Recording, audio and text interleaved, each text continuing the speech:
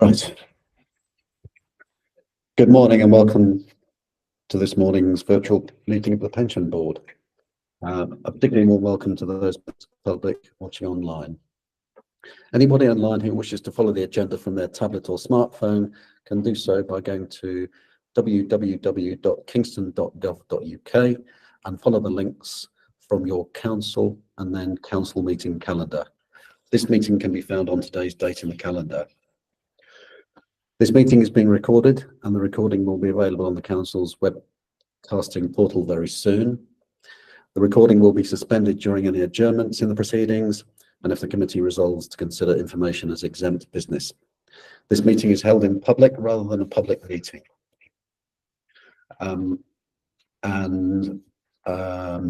I'd like to introduce the members of the Pension Board. So myself, that's Robert Ewing, and I'm Chair. Councillor Davies. Good morning, I'm Jackie Davis. I'm a member, the council member for Berrylands, and I'm the employer's representative on the board. Okay. Pauline. Pauline Lycett-Jones. I get a pension, so there we have it. Yeah. And Raymond. Good morning, I'm Ray Hart, and I'm a pensioner too, receiving the pension from the Kingston Borough. Thank you. And can I ask the officers just to introduce themselves, please? Rachel. Good morning, Rachel Howard, interim section 151 officer for the council. Catherine. Hi, Catherine Gray, Pensions, Finance and Investments Manager. Nick Weaver, good morning, and I'm responsible for the shared service. I'm the interim head of the shared service for pensions admin. Yeah, and Tom. Morning, I'm Tom, senior pensions officer and for the employer and liaison team. Okay, thank you very much indeed.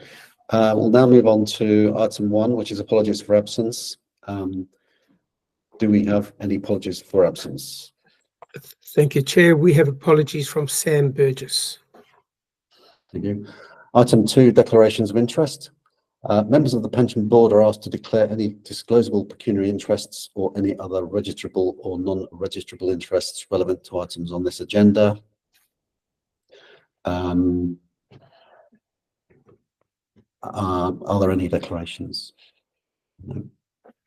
Thank you. Item 3, minutes. Can I sign the minutes of the meeting held on the 13th of December 2023 as a true record? Yeah, I think that's accepted. Thank you. We'll now move on to item 4 on the agenda, which is the pension fund business plan and budget. And I'm going to invite Nick Weaver to summarise. Thank you, Chair. So this is the annual pension fund business plan and budget.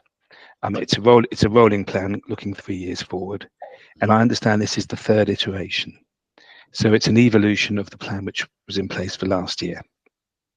It really comprises of 2 main components. One is our annual schedule of activities we need to do, such as producing annual benefit statements, applying pensions increase, and so on and so forth. And then also it outlines the key activities which are coming up for us, the new projects. If I may, I'd just like to draw your attention to the 2 key projects that are coming up, which are in the report. One is the government has now set the date for pension dashboards. The pension dashboards will enable anybody to log on in one place and see all their pension benefits on one system, whether they be with us or a private pension or state pension or whatever. Although the actual deadline is the end of September of 2026, we've basically received an instruction that we need to go live by next September 2025. We'll be procuring a system to do that. There'll be a national framework to enable us to do it. We need to make sure our pensions administration system, our specialist software, locks in really well with that. And that's coming up for procurement too.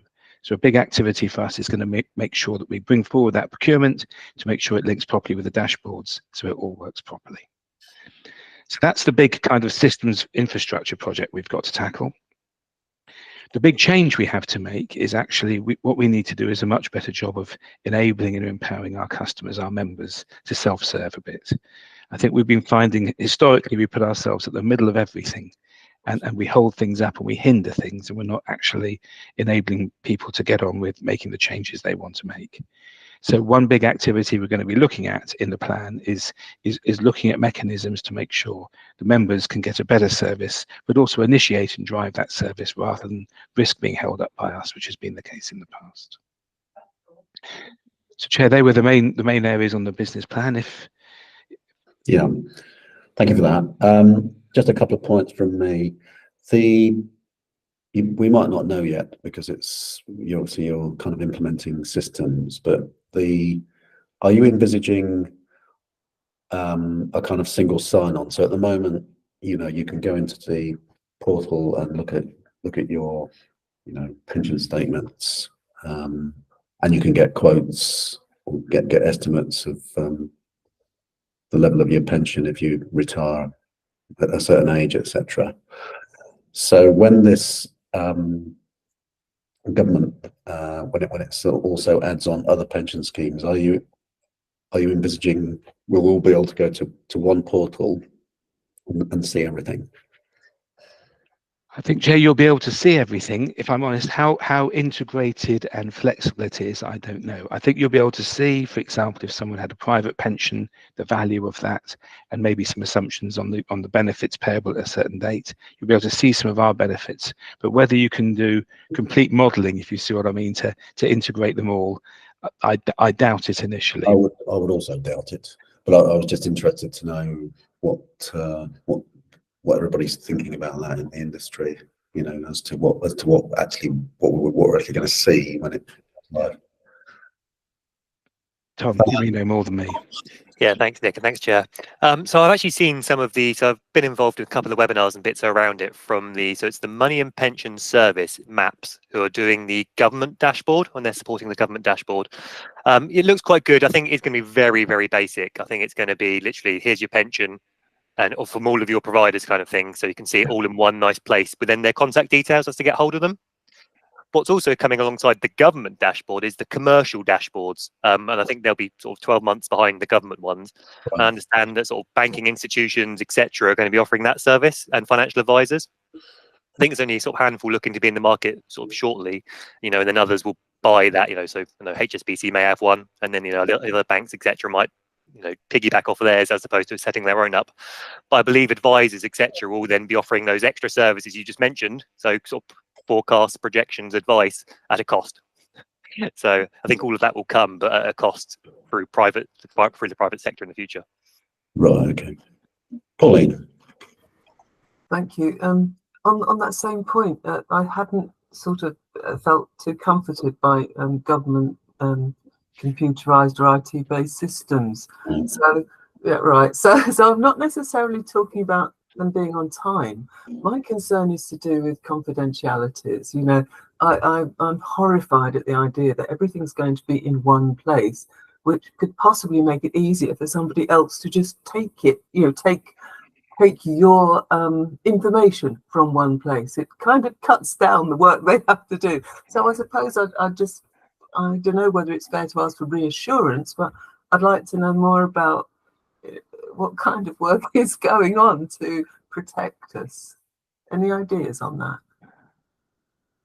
I can come on that, Nick, if you want. So there's two at the minute. There's two from our end. There's going to be two different ways we can do it. I can't remember the two names off the top of my head, but it's basically how we provide the data to them. And there's two different, I'm not very good technical terms. There's one is like data mapping, and it goes through a certain way, and there's another one that kind of goes around the houses to get there. From our point of view, we'll work with our software provider to make sure that is secure and encrypted. From a front-end user's perspective, so coming then, so once we provided the data to the government, they've got it all in their portal. I believe it will be accessed very similar to like the HMRC. You've got to have your unique ID code. It won't just be like your email address and a password. I think it'll be a lot more secure that you've got a unique reference code and then a password to go with it. And then you probably have to have 2FA with your phone. So you've got to, they know it's you.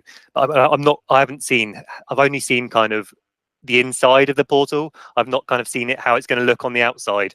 Again, I'm guessing it's because it's so far away. Hopefully nearer the time there'll be webinars and bits for like administrators to see, and then we can even share that with the boards again, so you can come along and view it yourselves as to what it's going to look like as an end product. I think that's why it's been pushed back so far. I believe the original date was September 24. Nick may know the exact date, but I think it's been pushed back 2 years because of the issues with getting the data in securely and how it appears from a front end. I think they're a bit too optimistic on how it's all going to happen. I mean, I think from our perspective as administrators, and we have to comply with this, I suppose our role is to make sure we put the right protections in place as far as we can. And where we are fortunate in the LGPS, and it was a masterstroke by the Norfolk Pension Fund, was there are 86 pensions funds, and we all face these same challenges. So Norfolk several years ago set up what they call national frameworks, because we're all having to procure actuaries, we're all having to procure these same services, pension software. So what we have now is this mechanism in place, these national frameworks, which do a very good process of shortlisting suitable suppliers and vetting them. It's not that we can go out there and someone down the road can say, we can do it for you, if you see what I mean, and end up in all sorts of trouble. So we will be using the national frameworks, both for our software procurement and also for procuring the dashboard infrastructure effectively. So I think as pensions administrators, we're doing everything we can to be as robust as possible. But I'm afraid, if you're asking the question, why on earth are we doing it? I'm afraid I got in trouble at a conference because I said, is the government taking the same approach as they've taken for the electric car infrastructure network, where different suppliers, different so on and so forth, rather than maybe a more national approach? And I'm afraid there is this commerciality and kind of private sector edge to it, rather than maybe, as you would expect, maybe thinking, why doesn't this all go through the government gateway all in one place with all my government stuff? But I'm afraid we are where we are. We're just trying to put in place the right building blocks for us. And I'm sure everyone will be looking at it to make sure it is secure. Okay. Do you mind which part of the government is responsible for this? I'm guessing it's DULAC, the Department of whatever it is, local government and levelling up and whatever they're called. It's that crew. That lot, yeah. I think that's my understanding. But I think it's surprising to me. Why wouldn't this be a government initiative? Why wouldn't this be part of the government gateway? Was what's always perplexed me. Yeah. Okay. Because, well, one last comment on it. I think some government portals are very good. Something like HMRC is actually. I know we all hate HMRC, but actually, if you go into their portal, it's actually really good. But, someone at DVLA did a phenomenal job, didn't they? Yes. Just the way that stuff works is incredible. Councillor Davies. Oh, sorry. Did the councillor have a question? Maybe not. Kevin. Sorry, no, I did. Sorry, I'm on mute. I'm too slow today. My question on cybersecurity was answered, I think, but my main question is, how confident are you that you'll actually be able to get this dashboard up and ready by the deadline? Because it does seem to be looming, and not, yeah, sort of. I think if I can take that, Chair. So I think, thanks to national frameworks, thanks to us being very careful, I'd like to know which software provider we're going with. There are a couple of very strong ones. I think there are 3 on the framework. We don't want to be changing horse when we're moving to this. That's why we want to sort out that procurement. I think they'll do a really good job. This is a big issue for them, and the software will work. For me, the critical thing, and we'll come on to it later, is having our data up to date. Because what happens is, if someone logs on, they may get a notification, they may log on, they may find they have some benefits with our fund. But actually, if the records aren't up to date and they're not complete, they're going to get a message going, please contact fund. And so the biggest risk, I think, for me, is if our data is not in a good place, we're going to get overwhelmed by queries and questions. And I've seen other funds which have been in trouble, being taken over by other administrators, and their phone calls have gone just through the roof. They've been bombarded. So I think it's a good initiative. It's the right direction. I know the Dutch have been doing it for years, and they're very progressive on this stuff. It's a really good initiative to give people the visibility, but it's going to raise lots of queries if we're not in a strong place. That's, for me, the biggest threat. Okay. Kevin. Excuse me, Chair. I note that Alexandra Harris has joined the meeting. Can I ask if you can ask her to go through the declarations of interest item? Alexandra. Yeah. So welcome, Alexandra. Back to item 2. Members of the pension board are asked to declare any disclosable pecuniary interests or any other registrable or non-registrable interests relevant to items on this agenda. Do you have anything to declare? Morning. Apologies. I tried to access with the wrong link and I got stuck Sorry. not being let in. No, nothing to declare from me. And item 3, are you okay for me to sign the minutes of the meeting held on the 13th of December 2020? Yes. Yes, happy for that. Okay, so we've just gone through item 4, which is the pension fund business plan and budgets. We've had a few questions on it. Did you have anything you wanted to raise, Alexandra? No, nothing from me. All right, in which case the board is asked to note the update. So I'll now move us on to item 5, which is the pension administration update, which is Appendix B. This report provides an update on the key administration activities of the Shared Services Pension Service, Shared Pensions Administration Service, sorry. And Nick, if you could take us through the main points, please. Certainly, Chair. So,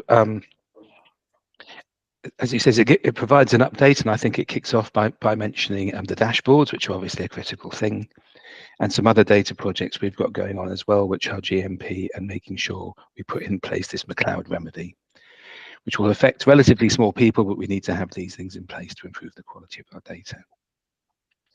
Each year we look at the quality of our data, and we have to submit that to the pensions regulator. And we look at it both in terms of what we call common data and specific scheme data. And the scores are here in the report. The common data scores are okay. We need to make significant improvements on the scheme-specific data. It may be when we've mapped data over, we haven't mapped it into the correct fields, or we need to improve things. But while there's an improvement on those scores, we need to continue doing that and build the quality of our data.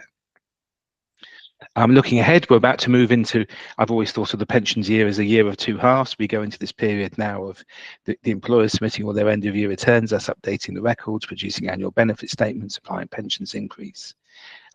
So we're about to go through all that. But in the meantime, we also need to drive some things forward to actually improve the quality of our service.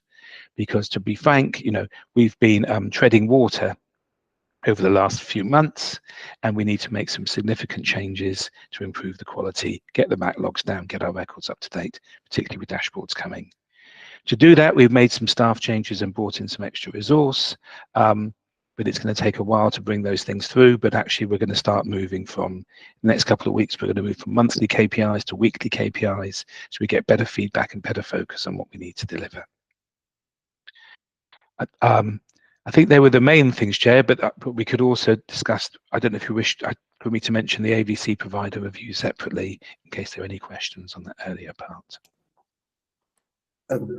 I'll just take questions on the sort of first part. And I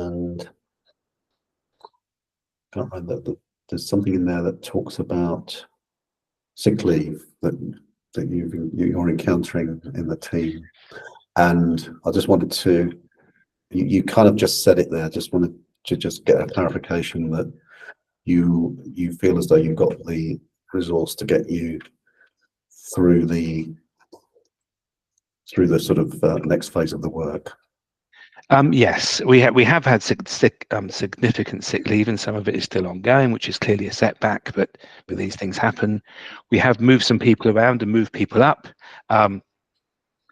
Tom modestly introduced himself as a senior pension officer. He's just become our team leader in that area, and we're going to bring in some more resource. The advert's going to go out today. So we're bringing people through, which will really help us, and I think we're changing the way of working. And also, maybe I can give an example of AVCs in a minute. We're trying to enable customers to get a better service and also be less dependent on us. So it is a setback, the sick leave, but actually we brought in some extra resource. Colette Hollands joined us a few weeks ago. You may be aware that Wandsworth I think it's 5 boroughs have been working in a shared service for years together. Colette set that up. She retired from there a few years ago. She's helping us out now. She's got lots of experience. So we can move things forward, but we have had some setbacks. But unfortunately, that's life. We just got to get on with it. We've got to get our heads down and get focused. Okay. And on paragraph 17, you talk about a legal reporting deadline. Can I just get a confirmation that by not meeting the deadline here, that we're not in breach or risk of breach with anything from the pension regulator? No, I mean, it would be good practice to be able to measure. This is really looking at the end-to-end experience for the customer. Because let's say, for example, and we've got a case going on at the moment with a school, somebody leaves and the employer doesn't tell us they've left. Well, the clock should start when that person left that employment. But if we don't hear about it, we can only start working on about it when we hear about it. So we need to work more closely with the employers to make sure we can pull together that end-to-end information and make that whole experience a proper experience. At the moment, it would be good to report how long it takes the employer to tell us stuff and how long we take to deliver it. We need to get that reporting in place. It would be informative to share with our employers to help them. So I think it would be a very positive thing. Tom's doing a lot of work with our employers. We've just had a very big employer forum. And we've also kicked off a review of the pension admin strategy, our arrangement with working with our employers. So we need to work more effectively with our employers. We need to look at the end-to-end experience, not just when we get stuff, because if there have been delays, that's not good enough. So we need to improve some things, but that's the accepted situation in most funds, but we want to get ahead of that, because from the customer's perspective, the fact that they may have left 9 months ago and we haven't heard about it is not good enough. We need to be on top of this stuff and be monitoring it. Okay, Alexandra has a question. Yeah, so you're saying you're going to review the KPIs weekly rather than monthly now. My question is that an automated process, or is that something that's going to need input? Just if we're saying we're low on staffing, we have so many other things we need to be doing. If it's a manual exercise, is that best use of time? It's not as bad as I feared. There are always myths on these things, or whatever it is. To produce the full reporting pack does take over a day. To get the critical kind of aging report, old cases slipping over, I'm told is 15 minutes, and we've been running that. But then what we also need to do, particularly I would like to do on the critical cases, and the regulator has defined critical cases as deaths or retirements and things, is we can't do it for every case, but I'd quite like to look at, for example, retirements. When did we get the information, and how long did it take us to process it? But when did that person actually retire, and did we hear about it? So that's that end-to-end experience. So I think we're going to try and do that for just limited key processes initially, because that might be quite manual. But in terms of cranking out weekly figures, which ones are going to be late if we don't get them done, we've got that. That's down to 15 minutes now running that. So we're going to have meetings every week to go through them and see which cases are at risk of slipping. How it goes, I don't know. There'll be a few bumps on the way, I'll be honest, but it's just helping people understand what we need to focus on. Yeah. Okay. And also, maybe, Chair, if I can mention, and because it's relevant to Kingston, lots of councils are looking at restructures and changes. And obviously anyone who's over the age of 55, if they're made redundant, is entitled to access their pension. It's a cost for the employer, and they get their benefits. So recently the exercise at Sutton was very much hand done, individually done for those people who are interested. Kingston's taking a different approach. We need to find ways of running these things in bulk in a more pragmatic way. We can't be doing several hundred handcrafted estimates. So we've got to think a bit differently in terms of how we do things.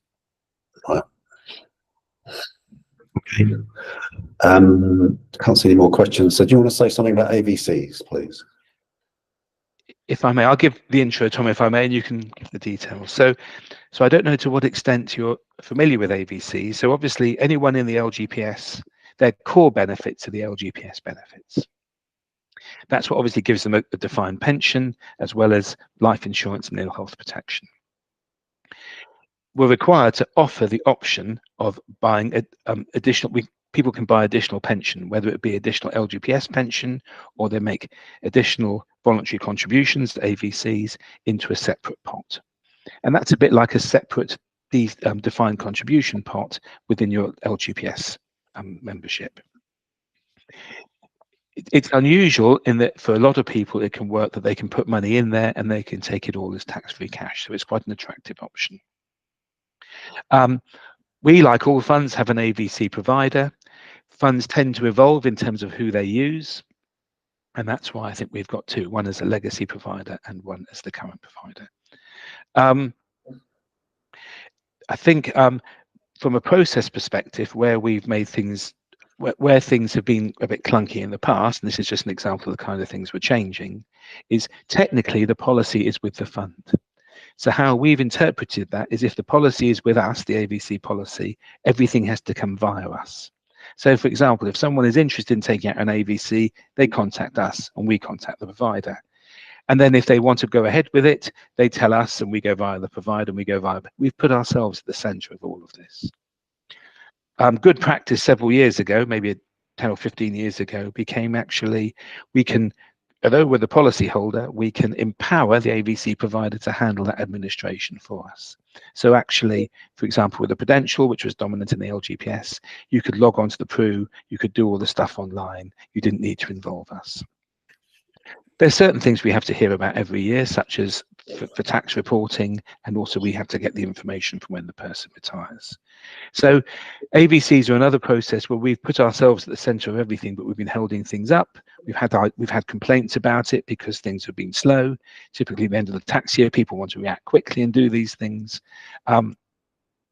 So that's a process which we're going to sort out as an admin perspective, but also what we've done in conjunction with Aon is actually assess the suitability of our AVC provider. And this is the report relating to that. Again, just one final aside, this again is becoming a big area, and actually what's going to happen later this year is that the framework group is going to actually do an AVC provider framework, again, to make sure that we can easily identify providers who are fit for purpose for the LGPS. But I think the conclusion of this report is your providers are fine, it's trundling along. And actually, I think the big concern for me around AVCs at the moment is how difficult we're making the process administratively and how we need to improve it.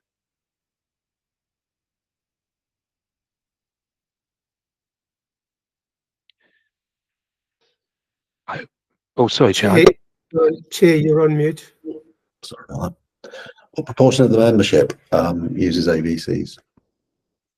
It's very, very small. I think in paragraph 22, they're literally, is it 7 paying or 7 people who have benefits in one, I think, Tom, and 37 in the other. It's very small, but it's one of those things where I think a lot of people inquire about it, look into it. I don't know what the attrition rate is, but I imagine it's quite high in terms of queries and questions. So, and it is a service we should be making people aware of, but it tends to be, but obviously it's more money out in tough times. So it needs to be there, but it's quite a lot of hassle for relatively small benefit. Okay. Any questions? No, I don't think so. Very, very quick one, sorry. This, am I right in thinking this is a long report by Aon on the AVCs? I think I've read it right. Last week, the government talked about cutting back on consultants being used by local authorities. And I couldn't actually think off the top of my head of any time we used them. And then this agenda pack appeared. I don't want to ask the question, did we really need such a huge report by such a big organisation? I'm not asking that question, but you see what I mean.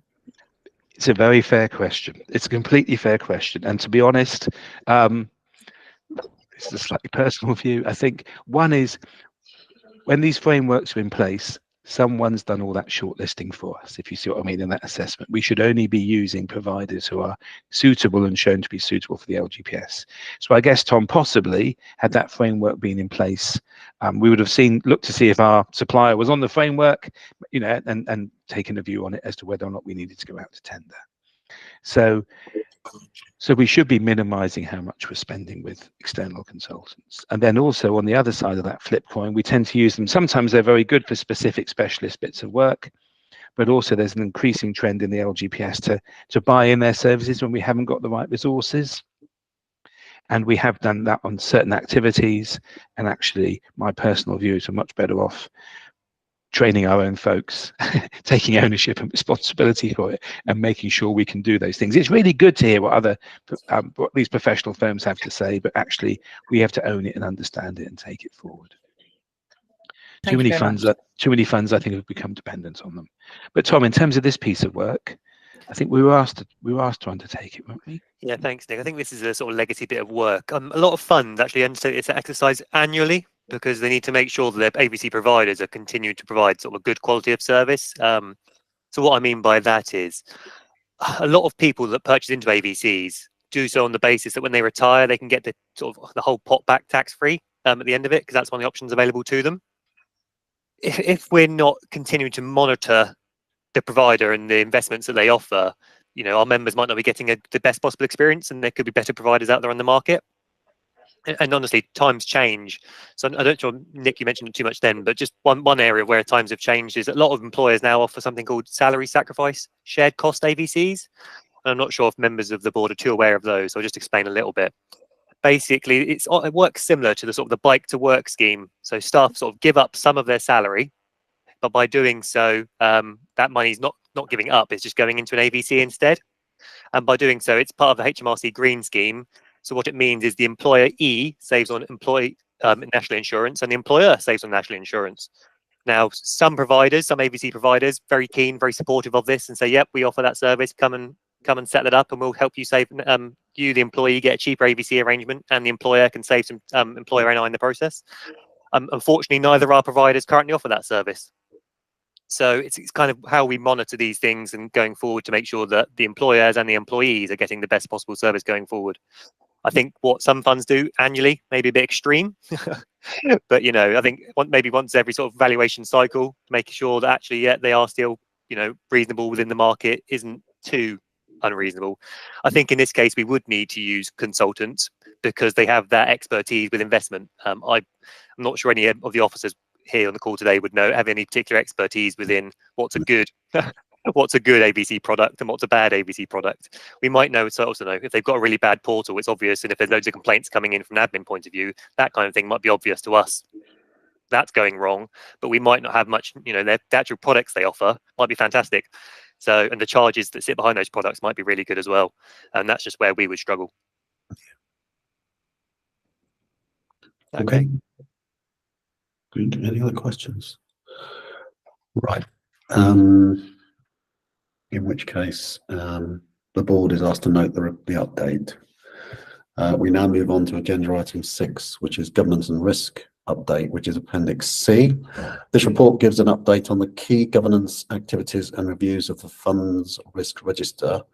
And Nick, you're on again. I will. Well, maybe, Chair, if I may, I'll ask Tom to introduce it, and maybe Rachel, because things are evolving here. Maybe you can help us expand on some of the risks, if you may, please, when we come to that. Thanks, Nick, and thanks, Rachel, and thanks, Chair. So I'll start with the very first start of it on the risk register. And I'll talk around a couple of things, if I may. So the first thing on the risk register, which was picked up recently in something that's not in this paper, but something just by way of background for the members of the board, is the risk register talks about our current risks, kind of where we feel like the risk lies. It doesn't really capture what I'm going to say is risk appetite. So kind of, with some of the risks, there's always going to be a risk there, but kind of what our inherent risk sort of should be with these risks, and kind of what we're doing then to mitigate the current risks down to where we want the risks to be. So in a future paper, we're looking to bring to you kind of an extra sort of column saying, look, this is where we think the risk should be, and kind of what we're doing to bring the current risk down to that, or if we're already at the right level. So that's kind of one area we want to build on in the future. The other part of the risks register is the very first paragraph of number 3 there, which talks about the additional risk being added. And this is to do with the ill health retirement insurance. And if I just explain a little bit of context around what that means. So if an employee is retired on the grounds of ill health, there could be a sort of cost to the employer for that. So how it works is if someone gets a tier 1 ill health retirement and they're say 50 years old, that what happens is we release all of their pension unreduced, and then we sort of enhance it as if they worked all the way to their state pension age. So if someone's 67, their state pension age is 67, that person could be getting sort of 17 years of free pension, plus all of their current pension unreduced very, very early. That can come with a very significant cost to the employer. Historically, so before the 2022 valuation and before the previous funding strategy statement, the employer contribution rates were slightly higher. So I think it's roughly around 1% higher to allow for the fact that we kind of self-insured employers. So employers were all self-insured and paying their rates. They paid their rates, and if there was a large strain cost, they wouldn't be invoiced for that strain cost. It's all factored into the 1% sort of 1% extra they were paying through their rates. So there's no cost to it. From the current valuation cycle and under the current funding strategy statement, that policy changed. So employers are no longer insured through their contribution rates. Now, employers would have to purchase separate third-party insurance. The gist of it is we've been unable to get that insurance due to a whole range of issues, basically software issues, and that's kind of where it's at. I will let Rachel come in now because I know Rachel has been discussing with the employers and yourselves regarding how we're going to mitigate that risk going forward. Thanks, Tom. So yeah, this risk has come to light fairly recently, and as Tom described, it was agreed part of the funding. No, got my words in the right order. Funding strategy statement as part of the last actuarial valuation. I think we've reflected that change wasn't as clear as it could or should have been when that funding strategy statement was agreed. So we are looking into the options to resolve that. Obviously, the taking out of insurance is one of those options. But we're also looking at options to ensure the fund, options as to whether the fund could cover those costs as it did prior to the last actuarial valuation. So we will be reporting back to the pension fund panel on that and to the pension board as well. And we're just trying to ascertain the data and information we need and talk to the actuaries to work our way through that. But any employers in the fund with ill health retirements in the meantime do contact the pensions admin team, and we will discuss those issues with you and whether there's kind of any impacts that we need to mitigate and manage.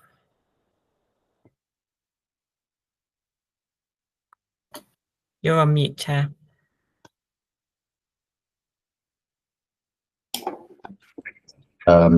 Just for everybody's benefit, I had raised that with the shared services team in a pre-meeting because I was concerned about employers taking out their own insurances in this area. So thank you for that update, Rachel. Is there a timeline on when you might come back to the panel on that? We would aim to give an update at the next meeting, but if there's anything we can do, report sooner than that, we will. But obviously, we'll do a formal update to the next meeting of the board and of the panel. Thank you very much. Okay, that's helpful.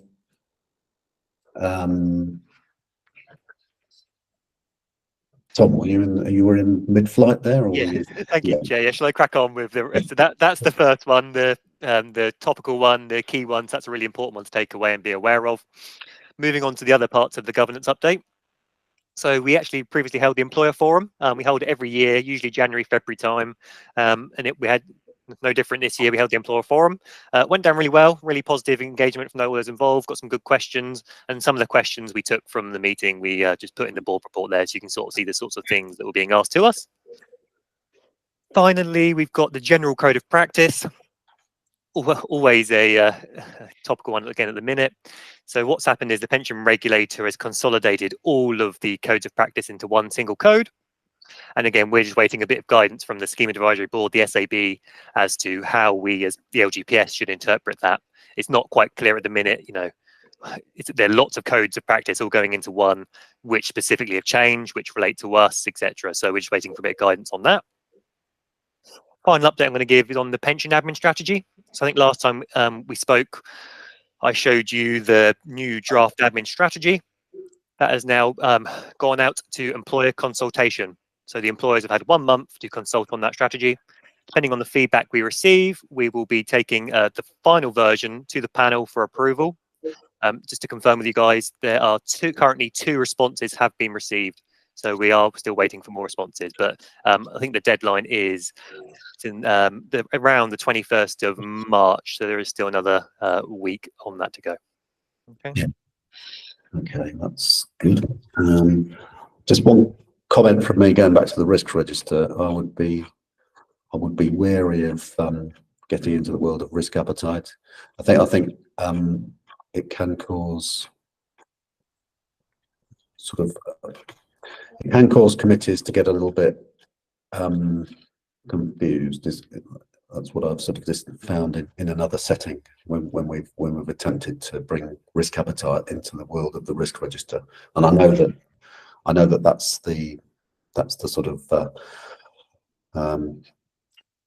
the industry practice, but we just need to be very careful that we understand, you know, what we're actually talking about when we get into the impact of risk appetite sort of overlaid on a risk register. So just something I've noticed somewhere else where we had to kind of take a different approach to something. So any other questions? I can't see any other questions. So the board is asked to note the update. We now move on to item 7, which is the pension fund panel update, investment strategy and performance, which is Appendix D. This report summarises the investments related papers presented to the pension panel in February 2024. And could Catherine Gray please summarise? Thank you, Chair. So firstly, if we look at the investment performance section for the period quarter to the 31st of December 23, at which point the fund's assets stood at 1.183 billion, which is a 61% increase from the previous quarter, representing a 5.3% return. So really strong return over the quarter, both in absolute terms and also compared to the benchmark of 4%.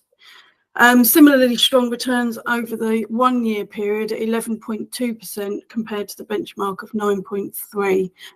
And I think that really demonstrates that the new strategic asset allocation implemented over the last 18 months or so is starting to bear fruit. So the plan really for the next couple of years at least is to allow that strategy to continue to run.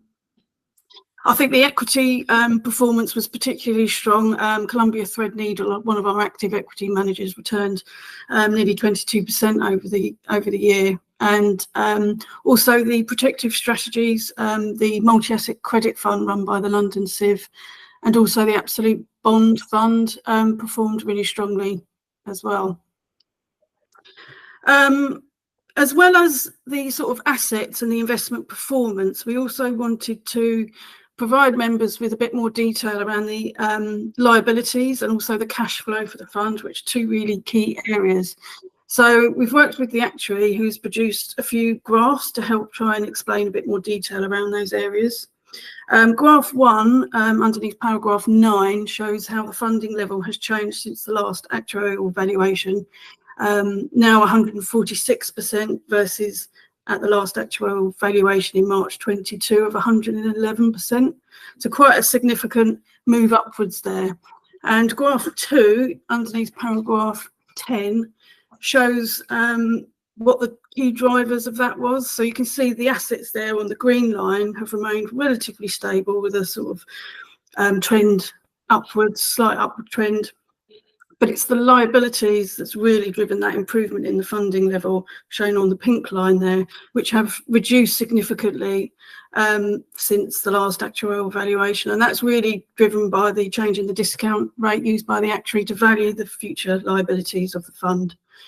It was 4.2% at the last actuarial valuation. It's the December rate used by the actuary was 5.9%. So 146% funded sounds fantastic, and it is, but that doesn't necessarily mean that the cash flow of the fund is going to be positive going forward. So graph 3 shows there the contributions projected over the next 3 years in the red bars, and the benefits in the blue bars, and the grey line at the bottom there shows the resulting cash flow. And you can see there that we're expecting over the next 3 years to tip into slightly cash flow negative territory to the tune of around £1 to £1.5 million per annum. So the move into more income generating asset classes will start to become really important for the fund moving forward.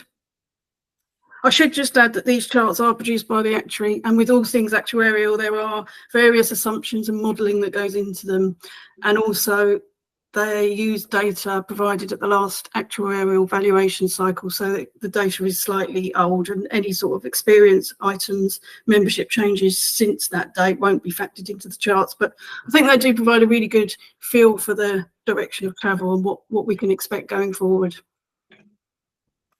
Yeah. If we move on now to the work programme, which was considered by the panel for the upcoming year, as well as the standard items on the agenda, the panel are looking to focus on the responsible investment strategy and also start the preparation work for the triennial valuation, which will be as at March 2025. The final section is your update from the London CIV for the quarter to December 23, at which point the total assets managed by the CIV was 29.4 billion, 15.9 of which were actually managed actively by funds managed by the CIV, and then the remainder in the passive pool aligned equity mandates. Kingston's slice of that was £596 million, which represents 51% of our fund.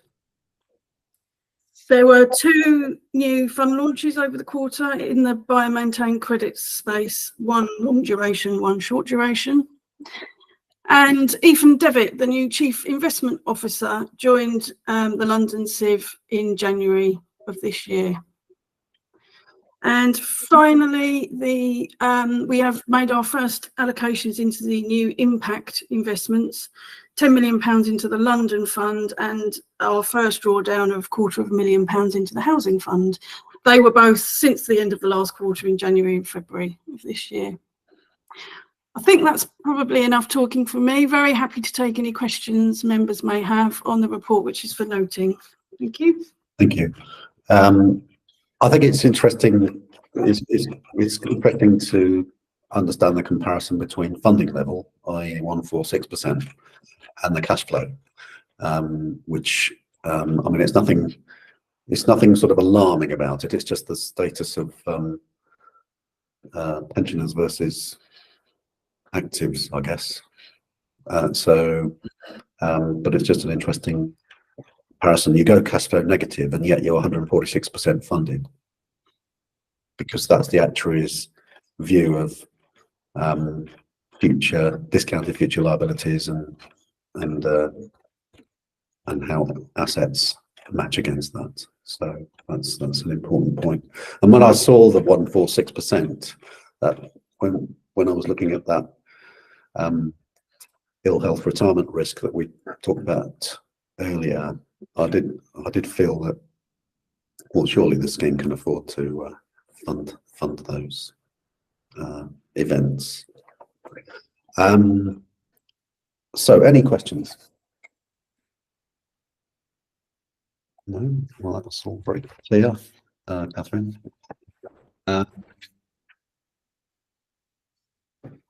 Board is asked to note the report. The next item on the agenda is item 8, which is urgent items authorised by the chair. There are no urgent items authorised by the chair, and therefore I close the meeting at 10:51 AM.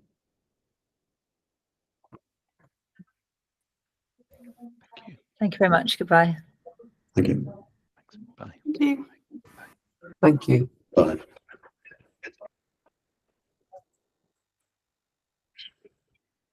Okay, Kevin.